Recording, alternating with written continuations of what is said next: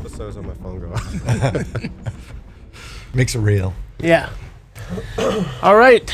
Welcome, everybody, to Kickin podcast. As you can tell in our presence today, we have the American Sheriff, Sheriff Mark Lamb from Pinal County. Welcome, sir. Thank you for having me. I appreciate it. Thanks for being here. It's raining like cats and dogs outside. It is. I It know. is definitely a soggy I put one my hat today. underneath my coat so it didn't get all wet. As always, my co-host, Johnny Phoenix, Big Joe. Behind the scenes, we got Gunfucius as our engineer. And Sheriff Lamb just had the new book come out, American Sheriff, which I might say, great read if you want to pick it up. I got mine on Amazon. Thank you. Was it printed in China? Yeah, I don't think so. You know what? I've actually been printing them locally because Amazon, it takes like 3 weeks That's to get what your I was author saying. copies. Yeah. Really? It takes forever. Yeah. And And I can't order those until you can order them on Amazon. Really? And then when I get them, it takes like 3 weeks to get them. So I actually found a local press, printing press that's doing them. And so right off of 24th Street. Oh, great. Yeah, so American made. Yes, sir. There you go. Right on. So it's not made in China. China. Going through the book, couple interesting things. I mean, everybody thinks he's the Arizona guy, but you're kind of a worldly guy. I mean, you've Been a little bit of everywhere. Yeah, and first of all, I'm not an author. So I just am one of those guys that punches things off the list in life, and writing a book was one of them. And so we did it, and I like to try to figure out how to do things. And so we figured out how to put this books out, and my wife and I both did books. But yeah, my dad was actually a graduate of Thunderbird Business College out here in Phoenix, International Business School. Okay. And so we grew up in Hawaii. I was born and raised in Hawaii on the Big Island. And then we lived in the Philippines. We've lived in Panama, Argentina. So yeah, I spent the majority of my first 21 years probably outside of the United States than I did in the actual continental United States. So. and in your book, it said when you were in Panama, you were actually there when the U.S. went in Operation after- Just Cause. after and they Noriega. went in to dig Noriega out. So yeah, we were there. We were there for Christmas break, and I was 17 years old, and it was quite the show. I mean, Did you get rescued? Were you part of the... There was no rescue for us. I mean, we didn't see the Americans for about 4 or 5 days. Oh, so you fed it for yourself. Yeah, and in the book I talk about how I had to actually, there was all the looters and the Dignity Battalion, which is Noriega's guys, were out stealing, were breaking into homes, apartment complexes. And we had some Americans in our building, I talk about it in the book, that had gotten kidnapped from our building the night of the invasion. And one of them ended up turning up dead a few days later. Yikes. But so we had to protect ourselves. And so all the residents in the building got together and said, hey, who's got guns? And we need to stand guard on our building. So I spent every morning, Christmas morning, everything, out there with a gun. I think most of the time I had a 30-30. Which is not going to compete against an AK-47 if they came, but I figured I could at least take one of them down, right? Right. We'll get them on a distance. Yeah, make get 'em on the others distance. think about it. That's right. Same ballistics, though. Yeah, pretty much the same ballistics. Yeah. And it's kind of an oxymoron. They call themselves the Dignity Battalion. Yeah, Right. You know, right. and they're out looting and Yeah, I mean, kidnapping and killing. You know. That's par for the course. I mean, they're always doing that stuff, the left or whatever you want to call them. But just like Antifa or Antifa or what else, Antifa, those guys, they're always screaming that, the right or conservatives are always fascists or whatever. And look what they're doing. Right. Their actions are actually Exactly. fascist in nature. Yeah. So having traveled the world and being in places where you've seen where there is no Second Amendment, a lot of people that have been in those situations, like my family, myself, I was raised in Vietnam. Yeah. If you don't have, my dad was in the military, so we had a crate of grenades in our house. It was normal, right? Because people would attack inside the city, guerrilla warfare and all that crazy stuff. But you don't appreciate what the Second Amendment is unless you face a situation or you've lived in an environment where you're not able to defend yourself. Right. And like you said, I was surprised you were able to find guns in Panama. I mean, I'm sure it was illegal ownership, probably. You know what? At 17 and in that situation, I wasn't asking any questions. Right. But yeah, one of the guys had an Uzi. I mean, they had some of these guys had some guns. Which speaks to the fact that, when you outlaw guns, right, they don't People go are away. still going to get them. Yeah. Panama's a great country, and they still had some laws that allowed you to have guns down there. But you're right. Like, I've been in other countries where people just don't have guns. First thing you learn and appreciate, and I talk about in the book as well, is when you live abroad, you learn to love America. I mean, because you see things from a different light than most people do. And so you appreciate America, you appreciate freedom. But the Second Amendment, you understand how valuable that is to protecting those freedoms. The reason why we've continued to be a free country for so long is because we have the Second Amendment. Look what's going on right now. We have the Second Amendment, and our government is still trying to exert power over us. So just imagine if we didn't have it. I mean, they'd run roughshod right over us. They'd just buffalo us, and they'd have their way with us. And so it's the Second Amendment that's keeping them honest, and they know there's a lot of people, especially 8 million new gun owners this year. Yeah, that's fantastic. That's another reason why we're short on ammo. The guns aren't. What people find out when they get guns is they're fun to shoot. It becomes recreational as soon as they get into the hobby. And that's why we have such an increase in demand for ammo. It's because if you're just buying a gun for self-protection and you're a brand new gun owner, the ones that just want to put it in their drawer and forget about it, they're going to buy 50 rounds. They think that's a lot. But what's happening is, we see it from our customers, is people buy them initially because of the pandemic and they freak out. And then they go to shoot them and they find out, hey, man, what a great hobby. This is really fun to do. And they come back, repeat customers, and they realize 50 rounds is nothing. Right. Especially if you're not accurate. They're getting 50 rounds a day now. Yeah. Which is good for you guys. Follow-up question to that. What I really wanted to ask you about is, there's a turning point in everybody's life when they either are apathetic about their life, or it's like, I'm just going to go live and do whatever I do, and things will just go on and I'll die someday, right? Or there comes a point in your life when you start realizing, I got that point around 40 years old, right? When you start realizing, wow, there's a bigger picture. What am I going to contribute to society? How am I going to live my life? And what's going on with the world? So you got a big set of brass balls to be able, because you're a public figure, you're a law enforcement, highest law enforcement authority in the county, right? Most people don't know that the sheriffs are. You do have the ability to protect the Second Amendment, or an obligation to. It's not, you don't see that from every public official, right? No, this year you're seeing the opposite. Right. Most of the elected officials are hiding in the corner. Right. They don't want the limelight. And look, it's not fun. Right. Whenever I do a post that supports the freedom, 90% of it's good. Right. But I got the trolls too, and they come out the woodwork and they try to bash you for what you believe and what you love.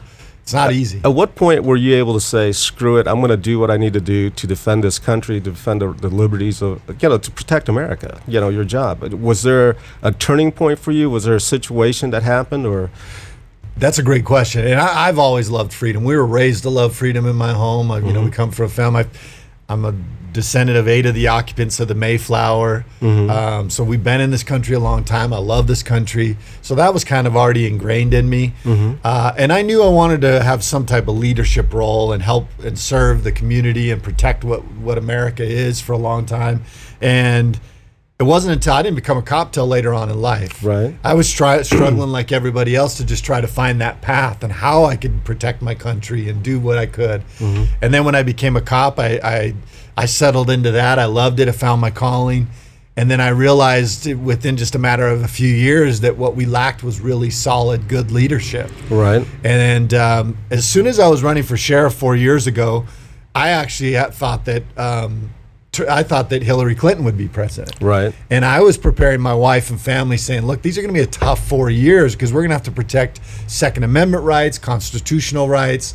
So I'd already kind of drawn somewhat of a line in the sand there. Right. But then Trump won. Right. And it worked out great because we had 4 years to really kind of get my feet underneath me. And I'm praying that we have another 4 years, but at the same time, if it doesn't go that way and we truly do get a Biden presidency, I'm very concerned about the future and what we're going to be doing. So I would say probably back in about February or March, I drew a hard line in the sand where I stopped caring whether people liked me or didn't like me. Right.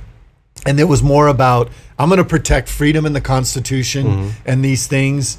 And if you like me, great. If not, so be it. But this is what I love and cherish. Right. And you're trying to take that away. It'd be no different than if somebody was trying to take something from your family or take one of your kids. Right. How would you respond to that? Right. You wouldn't care what anybody thought at that point. And that's the point I got to this year, where I just said, you know what? I'm going to be a voice for God, family, and freedom. And I'm not going to hide it.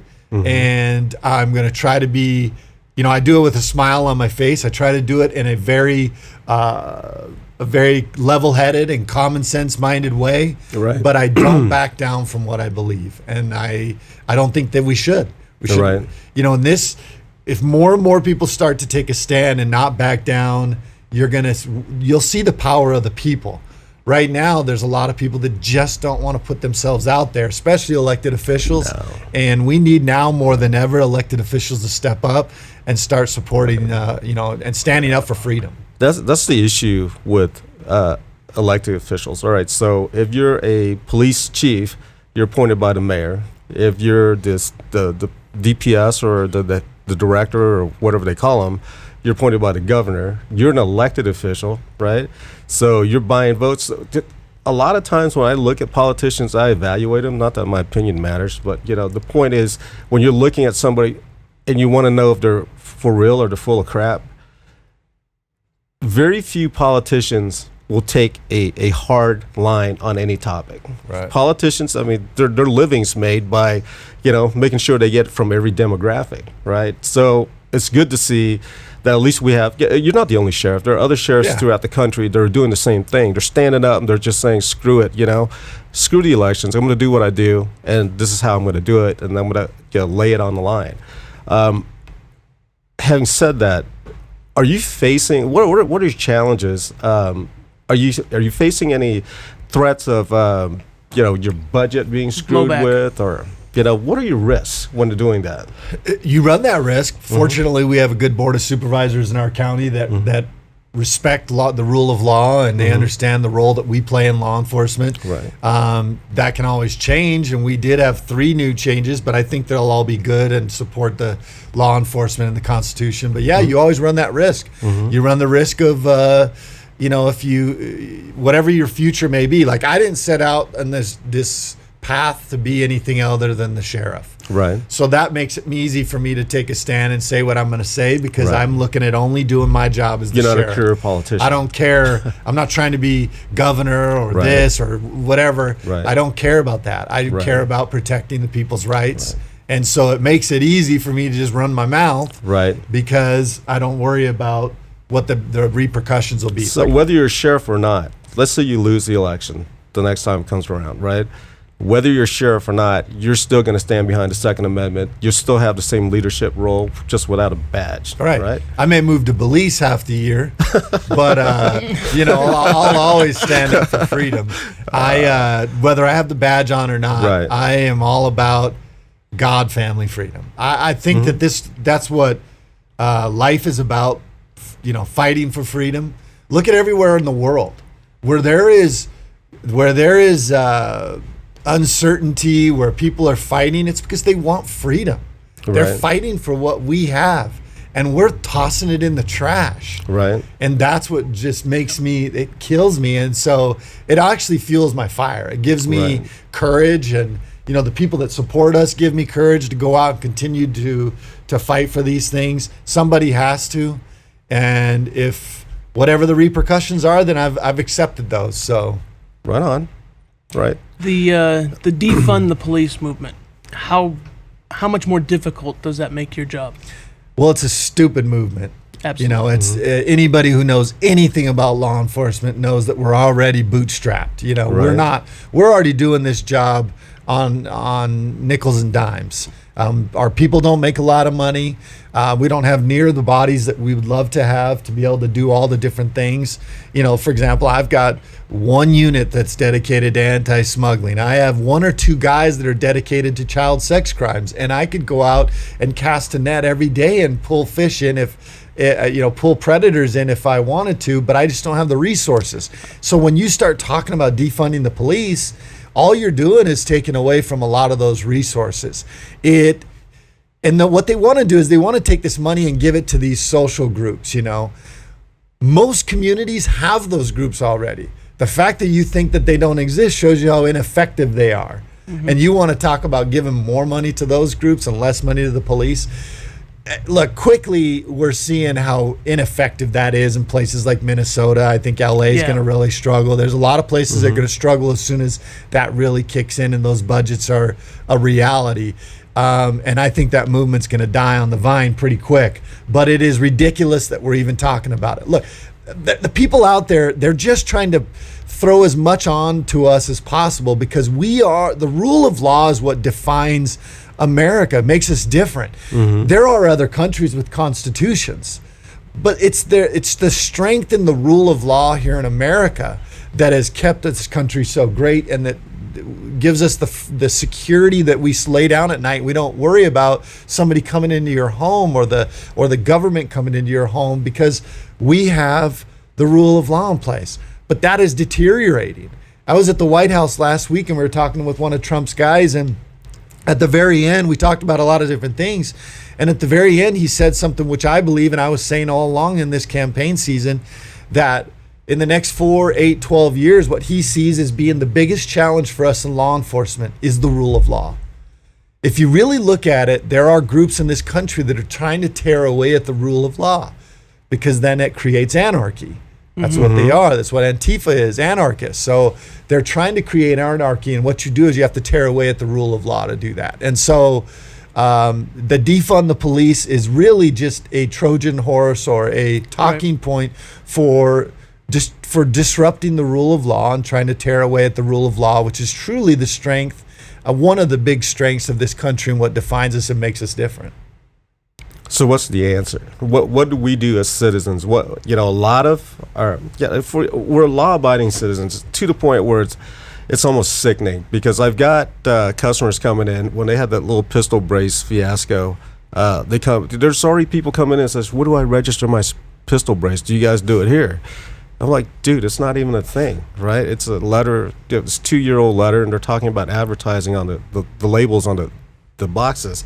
But we've got people that are so invested in a broken system.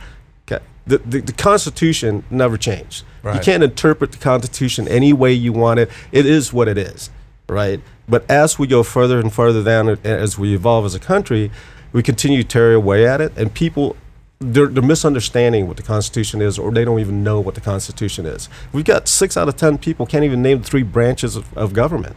Oh yeah. Yeah. We're 38th in the world in math, like 27th in the world in science. We're 17th in the world in literacy. Are you kidding me, man? Right? That's what, Byron's fond of saying, get out there and vote. You get what you vote for. I kind of agree and I disagree respectfully. I don't think you get what you vote for. You get what you deserve. And what you deserve is to deteriorate. When you allow the family structures to deteriorate and you allow the government to raise your children, and you stay away from educational boards and those meetings, when they're introducing these weird topics in to teach kids about gender reform and all this crazy stuff, there's no parents stepping up. There's nobody walking in there and saying, screw this, I'm going to sue the crap out of the school board if you try to teach my kids this. That's where it begins. I don't think that there's ever a perfect answer, but what we've done as Americans, we stop asking questions. Right. And our elected officials in many cases are a reflection of our societies we live in, our different communities. We're voting in people that we should know that they have questionable values and ideas of what America should be. And you're right, it is voting. Like, that is the way. We're to blame here in America. Look, I'm tired of Americans who want to push responsibility and blame off onto other people. Okay, that's what one of the major problems here in America is that we always want to look to blame somebody else for the issue, which is the defund the police. We want to blame the police because you can't comply with a law enforcement command. Right. Now we want to blame the police and defund the police for it. So the responsibility is on us. Right. We're the ones that keep electing these crappy leaders. And we do it like we just potentially elected a guy, because he's not the president-elect, for those listeners out there. we just potentially elected a guy who's been in government for 47 years. And we think that's the guy that's supposedly going to fix this? Right. We continue to elect your Maxine Waters, your all these different people, Pelosi's, all these people who've been in government for so long. They're the ones that have screwed it up. Yeah, we're as Americans, we're like, well, I'm just going to vote for this person again. Yeah. That's the problem, is you've got to understand who it is that you're voting for. We need to cycle through. You need it because you need people that bring a new, a reflection of what your community is. These people are so out of touch with it. They're aristocrats now. They've become millionaires and hundreds of millionaires because of their service to the country, which is absolutely appalling. So it's our fault. It's our fault for continuing to vote in crappy leaders. And the only way we're going to fix it is by being active in our communities, parents at schools, pushing back. Here's what I do know about a lot of these politicians. I've been around a lot of them. They'll shift with the wind. So if the people push back, they'll go back that other direction because they want they're survivors. They're like rats. They want to keep their. They just want their job. They want the their boss to job. have the And jobs. so That's their career. You just got to push back against them with the right things, what we want, and then you've got to elect good people. We can't keep people in there forever. It's just killing this country. It's the textbook definition of insanity when you keep on doing the same action expecting a different result. You know, it's when you look at somebody who's been in politics for 47 years and then they say, I've got ideas that are going to fix this country, but I'm not going to say them until I'm president, you know? Right. But it's like, okay, why didn't you try to roll some of those ideas out the past 47 years? You know? Yeah. I mean, but we're just so reactionary, man. I mean, to take a country down, and I have no doubts, whether it's internal or external enemies of the United States, that's what they're doing. They're stripping us down. They're taking us down as a country. They've already infiltrated the banking system. Or Bank of America and Wells Fargo got busted for laundering money from the Mexican cartel.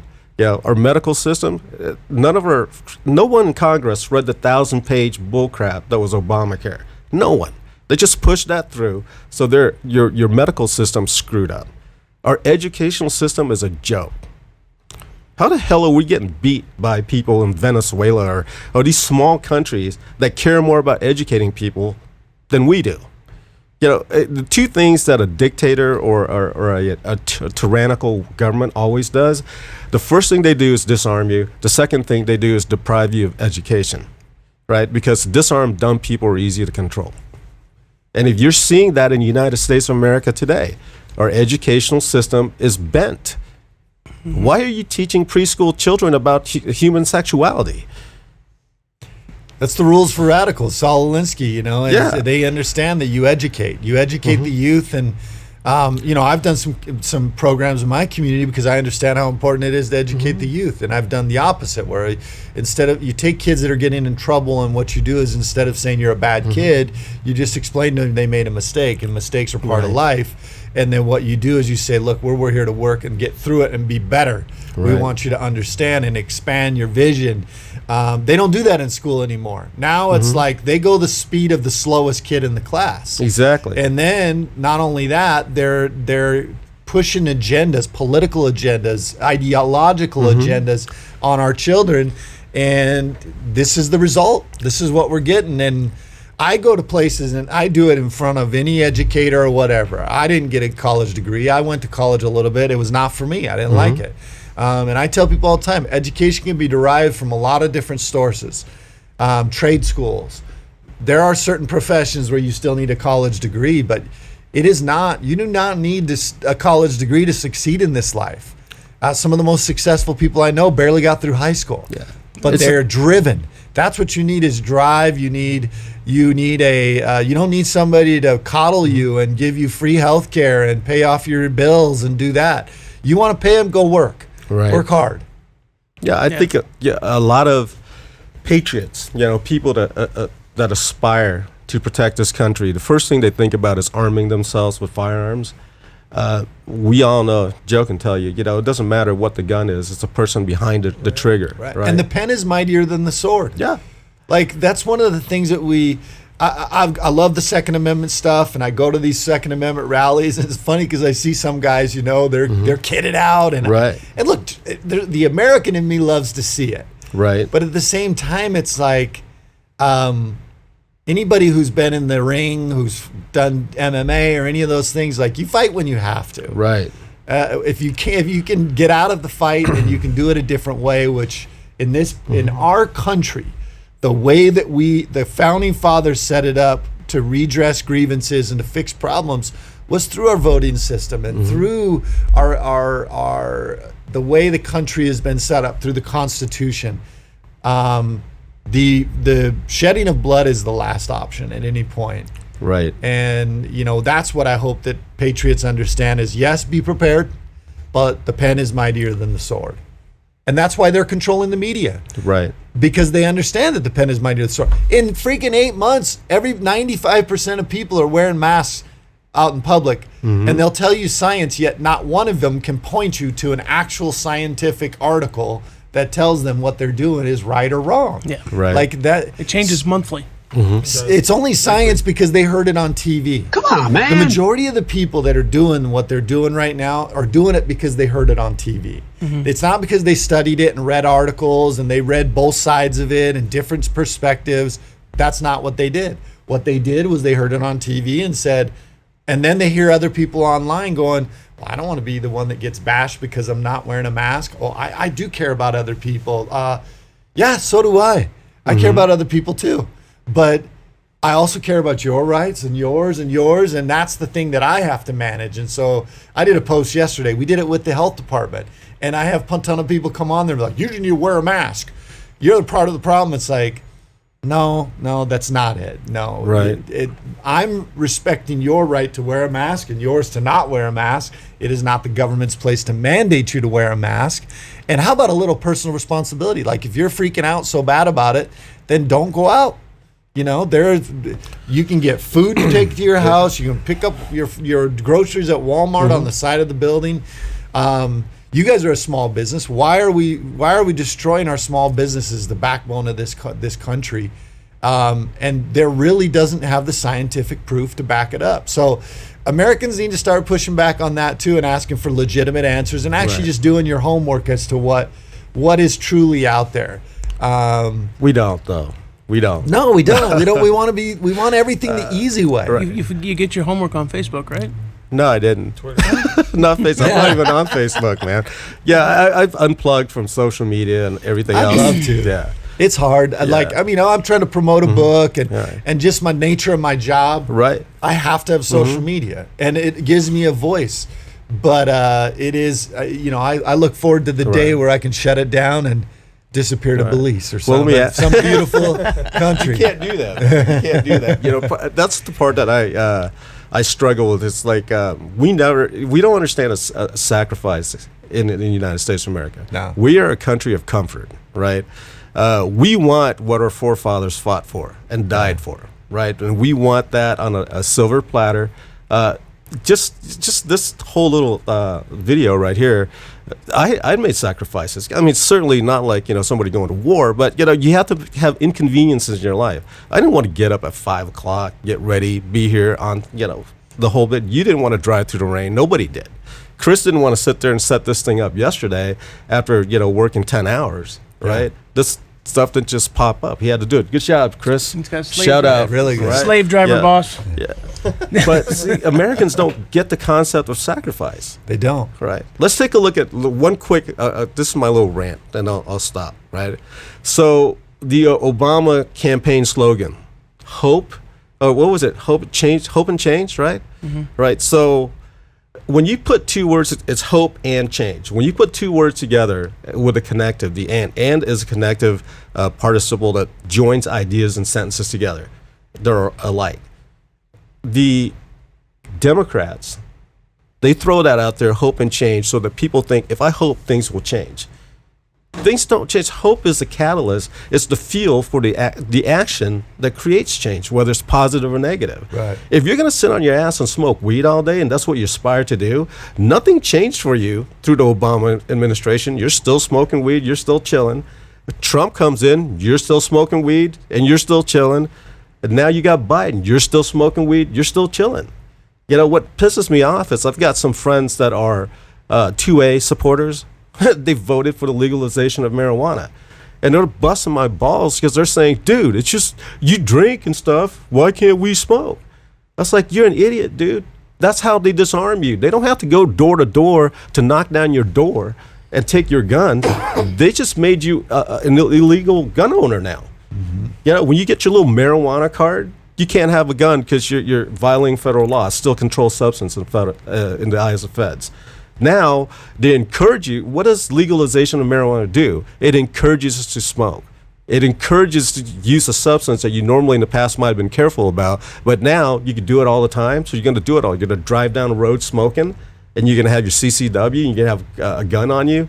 If you get in a traffic accident, right, or if you run into something, now you're just a felon because, you know, they don't understand. You know, it's not about the ATF busting down your doors. It's about the legislation that makes everything illegal, and they do it backdoor.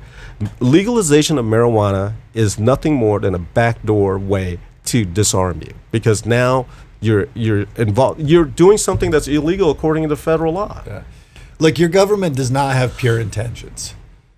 Whatever because if you had pure intentions, a bill would be like 2 pages long. Right. Instead, they're 1,000 pages long.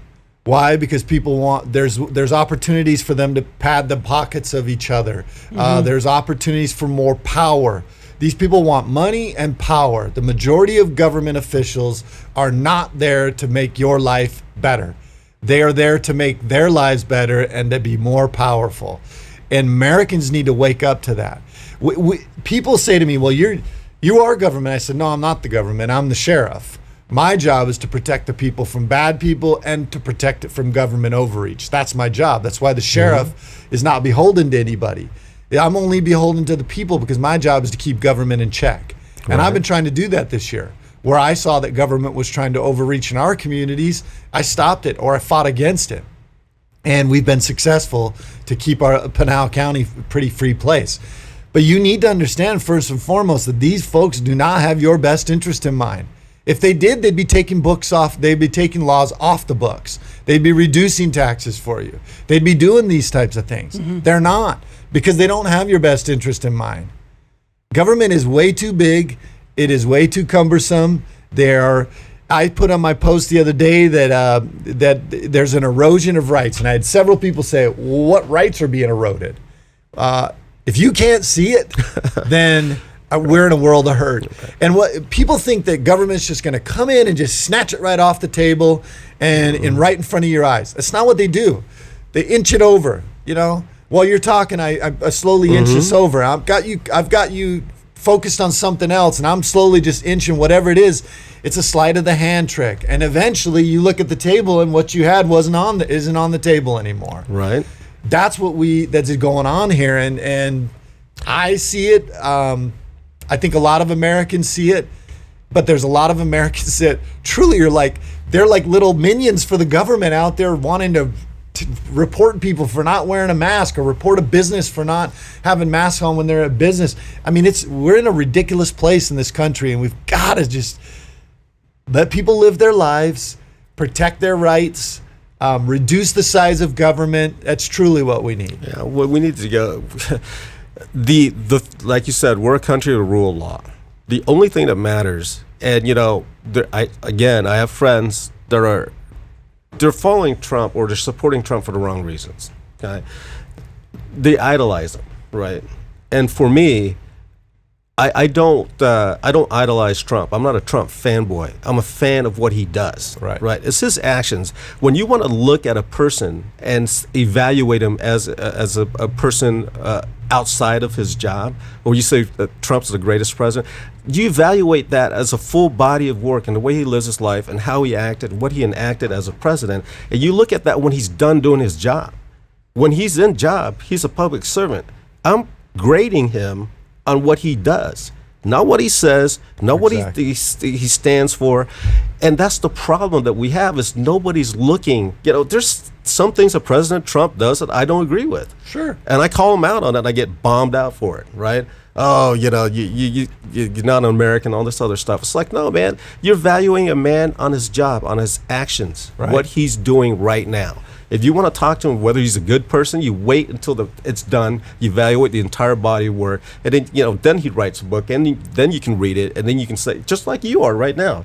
One of the reasons that I did not do a full in-depth research, I want to see what you were like. I want to see who you were without being influenced by lip sync videos. You know, yeah. I want to see, I want to see if Sheriff Lamb is legit, or if he's just another politician buying votes. Yeah. Right. And that the fact that when we did a mic check, you did the Electric Company song. Oh yeah. 1, 2, 3, 4, 5, 6, 7, 8, 9, 10. Like I said, It is. We don't have that's what we're accustomed to. If something breaks, we want an answer. Yeah, and you're right. There are a lot of people that are very supportive of Trump, and I think what it is they don't know how to project their discomfort with what a big portion of government wants to do. So they're latching on. And I've met Trump on several occasions. I'm fortunate enough to go to the White House like 10 times. And the guy loves America and will not, he doesn't care if he offends you by protecting it. And so this election, I went around speaking and I said, there are a lot of Republicans or people that don't like President Trump. And I'll say, well, why don't you like him? Well, I don't like what he tweets. Well, first of all, that's as petty as what he tweets. Right. If that's the only reason you don't like him and you can't see through that, then that is super petty. Right. But I equate it to this. You guys have a fence around your place here.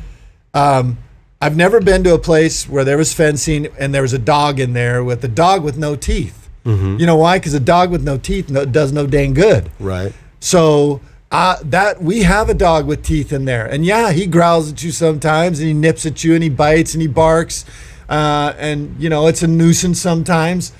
But that guy's doing his job.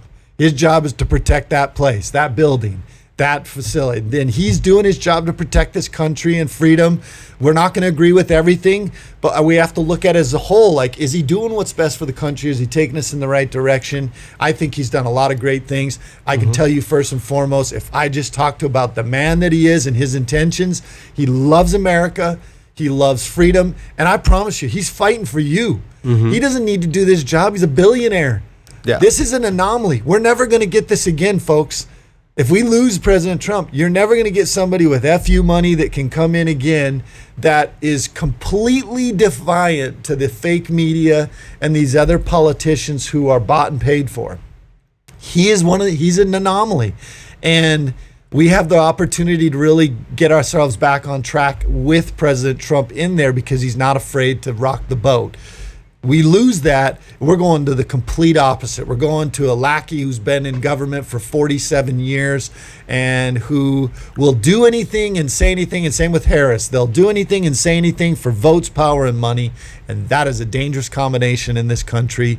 We should all be alarmed as Americans, and I think there's going to be a lot of people that will rue the day they voted for that. Voted against Trump, because I think that they're going to really, should there be a change in administration, it's going to be a problem. I'll say this. I don't think they'll rue it because they get what they deserve and they don't know any better. Well, they've been brainwashed to accept that. And not only that, and I say this and I don't mean to be sacrilegious, Jesus Christ himself could walk in right now and tell people they're wrong, and they'd be like, nope, you're wrong. You don't know anything. Who are you? Because everybody's a political analyst. Right. Yeah, well, everybody is just, I heard it on CNN, so it's true. All right. Let me tell you, folks, truth is very, very hard to find. I've been the victim of having a lot of things. When you're in a politician, you've had a lot of things said, and you can't even believe what they say. You're just like, how does this even happen? Like, they can say anything they want about anybody who's an elected official. Anybody. We had a situation several years ago where the store was in the national news, and with the freeway shooter case, and there was actually a quote on the ticker on CNN from me that I never said. Yeah, it was an absolute 100% lie. Oh, yeah. It had my name, because my father actually called me out on it. He called me about it, and he said, did you actually say that? And I said, I've never talked to anybody from CNN. I don't know what you're talking about. And I looked on there, and sure enough, It's on. They are twisters of words and confounders of truthful people. That's what they are. And so my challenge to American people is you've got to do your homework. Truth is very hard to find with the internet. You're certainly not going to find truth on media channels. If that's what you're looking for, you're not going to find it. You have to take what they say with a grain of salt and just put it put it on the table for you to weigh out all the different pieces of information. Yeah, right? man. The big problem is people voting against somebody because they don't like that person. Yeah. Instead of what their policies and everything is about. Yeah. Trump was pretty much one of the the biggest people to call the media out that they're fake. He's the only one that's called him out. And look, I still anybody else ever do that. Right. And I still dispute, how does a guy, I just look at numbers, and there's a lot of numbers. And it's funny because the media and even judges and other elected officials are like, no, there's nothing to see here. There's no fraud. And all I can say is what I see. And what I see is when you send out 1.8 million ballots and you get back 2.5 million, that's a problem. I think when you have a president who gets 10 million more votes than he got 4 years ago and more than any other presidential, and he loses to a guy that ran a horrible campaign, and that guy got 5 million more votes than him. So you're saying that we had 25 million more votes in this country? There are places that had 100% turnout for voting. Come on, man. Heck, if you got 70% turnout for voting, that is phenomenal. These are things that I would think that the average common sense American could look at and say, that's something's not right here. That Common Core math. It's something stinks. Again, we've stopped asking questions. And it's just easier to just say, it's okay. We'll just move along. No, it's not okay. We have lost the faith of the American public, and this fight needs to happen so that we can restore the faith and the trust in the American people in the voting system. And I'm not isolating. I'm not saying any one particular thing. I think there are enough questions that needs to incite action on behalf of our representatives, the people that we put in there, to fix this situation. And the fact that they're not doing that shows you that they know what it is, and they want to continue to use it as a tool to put people in power that have agendas, and I think it's sad. We have, in my lifetime, You guys got me going now. In my lifetime, I've seen one time when Americans actually stood up and unified as Americans, and that was in Virginia. You had 20,000 people show up to the Capitol, right? That's the single light in the darkness where people actually said, no, that's BS. We're not going to stand for it, right? So unless we do that as a country and not just like a community or a state in Virginia, we're gonna get what we deserve. Right? They've diluted us. They've diluted us. I mean, if you read Sun Tzu's Art of War, you can see the tactics that they're employing. Somebody asked me months ago. They're like, "Well, are you sheriffs coming together through the COVID stuff?" And I was like, "No." Because they punched holes in all of our boats. And so we're all busy trying to plug holes and bail out water out of our own agencies. We don't have time to rally. And they know that divide and conquer is real. There's a reason that term exists, because it's a legit tactic. How does a country like Great Britain take over South Africa or Africa? They divided and conquered. They broke that. They went through and they created enemies between the tribes. And you divide them into tribes. Yep. And so we could go on for that a lot, but that's part of the reason there's so much talk about diversity, and one side wants you to believe that there's a huge diversity gap. Look, racism always is going to exist. Racism exists in countries where everybody's the same color. Right. Okay. It exists everywhere. What it is we've got to restore that we are all Americans, and we have a fundamental belief in a system and in each other as Americans, and it's not about the color of your skin or the culture you come from. We want everybody to succeed.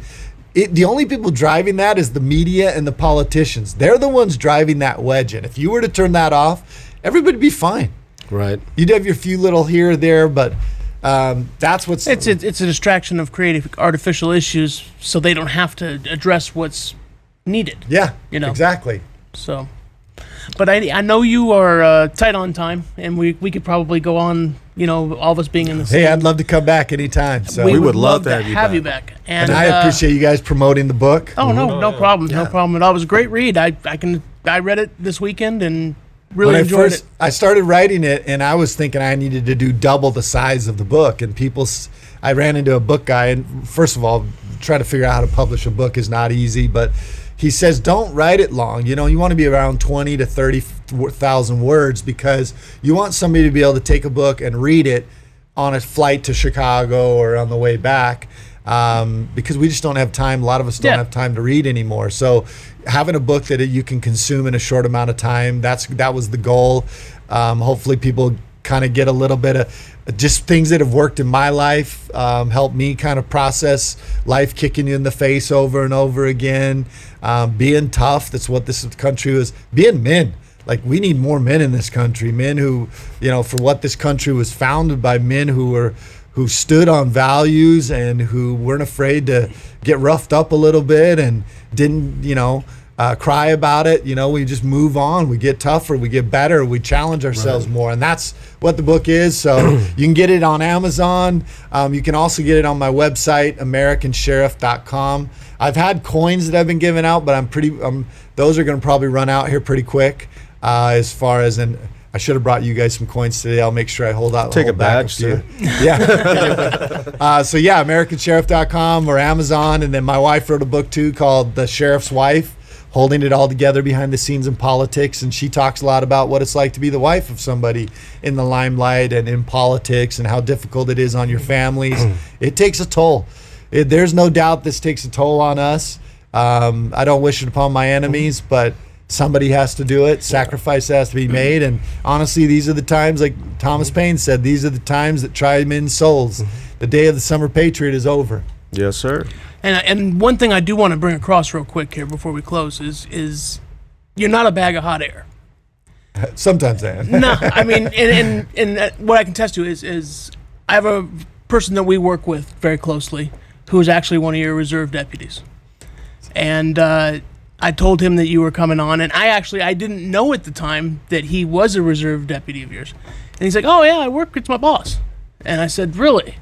And he said, yeah, man. He said he's a cop's cop. He's like, guys love working for him. He's a no BS kind of guy.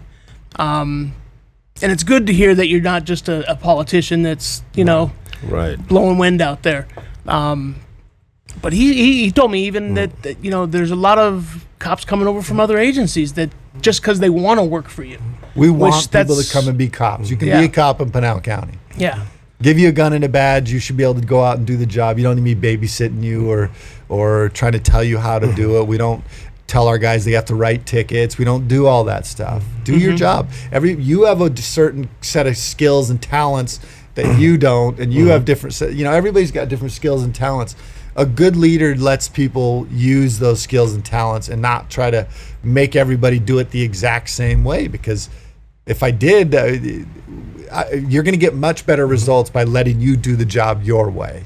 As long as you're following the rules and don't do anything illegal, immoral, or unethical. And that's all we ask of our guys. If you were a politician, I would have thrashed on you, sir. Yeah. I would have blown you out of water. I'm definitely no politician. Like, I love America. I'm a patriot. I just want to be where my voice is strongest for God, family, and freedom. Right. That's why I do stupid stuff like the lip sync challenge and those types of things, to show the human side of both our profession, of me, and also to hopefully increase that voice and that ability to speak up for those things. So yeah, I told B I wanted to flush you out a little bit, just because you can always create your own personality or whatever and be a fake person, right? And it's nice to be able to talk one-on-one, look you in the eye, because I do that. Just evaluate people, man. That's part of what we do. We do it in the hiring process.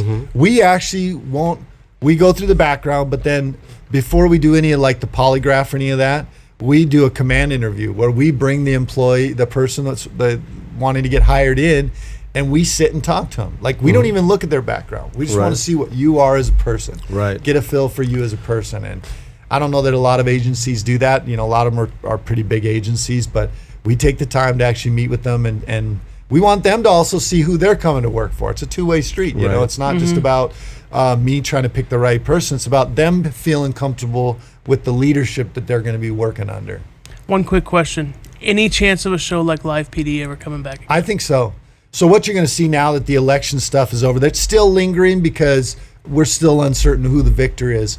When this stuff is all ironed out in January, everybody's going to run from the media stations. We're sick and tired of them. Your CNNs, your MSNBCs, even your Foxes. And so those advertising dollars have to go back somewhere. And I think you're going to see them go back to places like A&E and be able to put some shows together. You know, some of these places have some work to do to try to regain their trust of their viewers, but you will see some of those shows come back, I think. I hope so, because my Friday and Saturday nights are really boring nowadays. I know. Was it? I know. You know, even me, like when I was home, if I wasn't doing the show, I'd be home and I would put it on just in the background to have background noise. It's great to watch. And I met some of the best people. I've been able to experience some awesome things because of it. I have a chapter in there called Fame Without Fortune. Yeah. Because that's, you know, you get that. People think just because they see me on TV, I'm rich. I pretty much live just about paycheck to paycheck. So I'm just a normal American like everybody else. You're definitely not a politician. Definitely not a politician. And that's part of the reason I would probably never be an actual politician. I just don't have. But probably the means. reason you'll be successful. You're successful because people, they see that genuineness comes through. I hope, because it's And, who I am. yeah. I don't try to be somebody. It's too hard to remember what you do or say. I think it's easier just to be you. Yeah. Alrighty. Well, that's going to wrap it up for today's episode, and we appreciate Sheriff Lamb for coming in. It's, you know, to be honest with you, when I initially sent you the email saying, hey, we wanted to have you come on, I never expected to hear back from you. Right. But, you know, for somebody, you know, of you're busy guy, we appreciate you making time for us. That was Absolutely. that Thank was you for having great. me on. Thank you for promoting the book, and thank you for being a voice for America. And we try. Pleasure, sir. We Yeah. try. And if you guys need guns, come on down here. This is the only place I've seen with guns. We appreciate that too. All right, we're out. Cut.